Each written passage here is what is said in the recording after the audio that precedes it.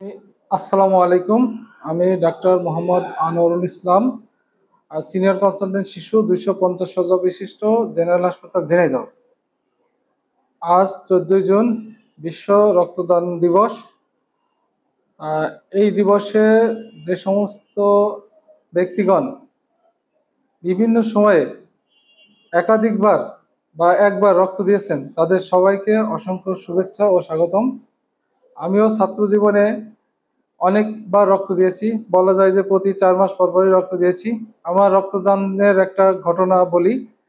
আমি যখন বর্তমান বঙ্গবন্ধু মেডিকেল ইউনিভার্সিটিতে ট্রেনিংয়ে ছিলাম, একদিন রাত্রে একটা বাচ্চা আসলো, খুবই শ্বাসকষ্ট। তার আমরা দেখলাম যে গায়ে রক্ত নাই, রক্ত কমে যাওয়ার কারণে হার্ট ফেলিওর হয়েছে, যেটাকে বলি এনিমিক হার্ট ফেলিওর। এমত অবস্থায় ওই বাচ্চার রক্তের প্রয়োজন, কিন্তু তারা কোনো ডোনার পাচ্ছিল না। আমার ডিউটিতে ছিল, আমি বললাম যে আপনার চিন্তার কোনো কারণ নাই, আমি রক্ত দিব।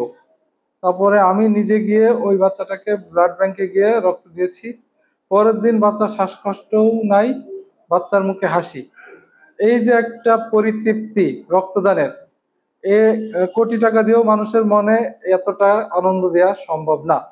আপনার রক্ত দিলে মানুষের কোনো অসুবিধা হয় না। প্রতি 4 থেকে 6 মাস পর পর যদি আপনি রক্ত দেন, আপনার শারীরিকভাবে কোনো অসুবিধা হবে না।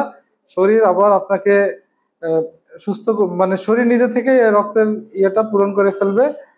রক্ত দিন, জীবন বাঁচান। সবাইকে আবার শুভেচ্ছা জানিয়ে আমি আমার বক্তব্য শেষ করছি।